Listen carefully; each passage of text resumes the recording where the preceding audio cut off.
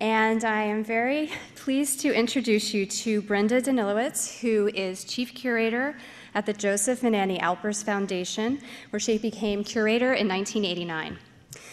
Brenda is the author of numerous publications, including, and this is just a few of them, The Prince of Josef Albers, a catalogue raisonné, 1915 to 1976, Josef Albers, To Open Eyes, the Bauhaus Black Mountain College in Yale.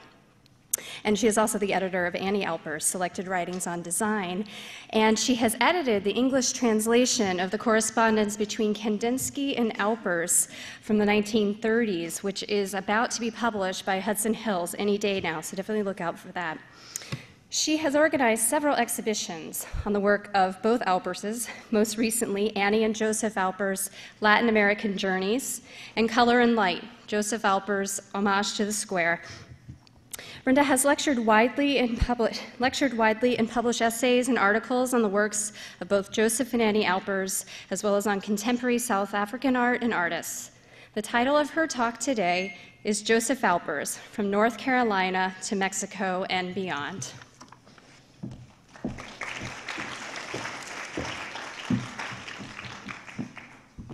Thank you, Mary Kate, and it's a pleasure to be here. Thank you to the Newark Museum and also to Tricia and Linda, who have been so helpful in all of this preparation of the exhibition.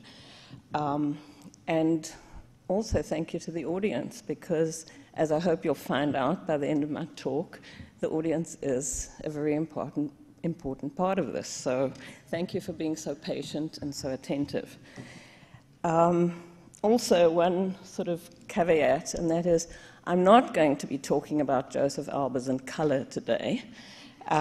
Instead, I'm going to be focusing a lot on space, which is, I think, quite a neglected aspect of his work, but one that is very vital in relation to his whole connection with the art of Latin America. So, without more ado.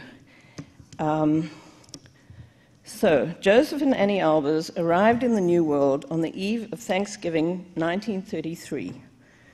From New York, where the ocean liner that brought them from Germany docked, they traveled by train to Asheville, North Carolina, where Josef would establish the art department at Black Mountain College and Annie would teach weaving.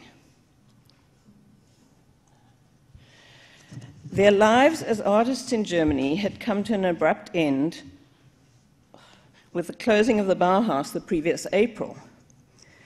Besides his recent work in glass that had been moving away from the strict geometry of the late 1920s, Albers had been working in other areas of applied design, including furniture and wallpaper.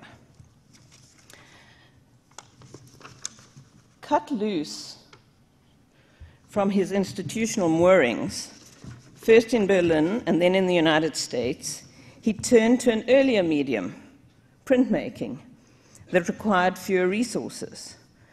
Albers was 45 years old. Although he would continue to teach, both as a vocation and because it was essential for the couple's livelihood, he had become acutely aware that there was little time to lose if he wanted to establish a name for himself as a practicing artist. Now that the Bauhaus, its workshops, and its ties to industry had vanished, this would inevitably mean a return to painting. The transition was not seamless, and I'll trace how his contact with Latin America transformed Albers as an artist in the 1930s and 40s, and the effect that he in turn had on younger artists, especially in Brazil, in the following 2 decades. And another caveat, I'm not actually going to be talking about Albers in Chile, although that was sort of advertised, because that really was an episode connected to teaching and to the education of architects, particularly in Chile in the 50s. So while it's a very important aspect, it's not going to be broached today, but just a reminder that he did, in fact, spend quite a considerable time in Chile in the 50s. Latin America was the site of some of the earliest exhibitions of Albers' works in America. In Havana in 1934, on the lower left, Mexico City in 1936, and Sao Paulo in the May Salon of 1939, which Adele has mentioned. We'll hear a bit more of that later. These are the catalogues of those shows. The works that he showed there were the gouaches and woodcut prints from the mid-1930s, and they were extraordinarily well received and well understood. And here we have these two newspaper articles on the left, cuttings from the Cuban newspaper Ahora of 1934, and on the right, in the three right-hand columns, the article about his work in Mexico City, shown in Mexico City in August 1936. And bridging these is a person who was really important in Albers's reception in Mexico, and also in introducing him to the art circles in Mexico City, and that was a woman called Clara Porcet, who some of you may have heard of, who was a Cuban designer, furniture designer, who moved to Mexico City in 1936 and later collaborated a lot with Luis Barragan on furniture design. The Cuban designer Clara Porcet, who moved to Mexico City in 1936, played a key role in organizing the Havana and Mexico City exhibitions. Writing in the Havana newspaper Ahora, she astutely noticed, excuse my Spanish, I don't speak Spanish, but my pronunciation is not,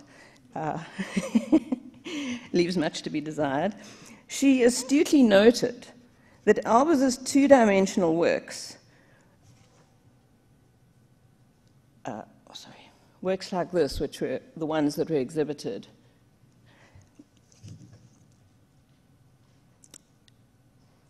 she astutely noted that Albers's two-dimensional works were more like sculptures, represented through different means than like pictorial works.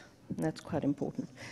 The anonymous writer for the Mexico City newspaper El Nacional, and there's just a close-up of the show, and you see Albers here with two of the woodcuts behind him, and then above that series of what he called his treble clefs, which he'd been doing in the 30s, and the opening, and there's Albers in the center. I think you can see him. Oh, I do have a pointer. Okay. Oh, how does this thing work? Oh, okay.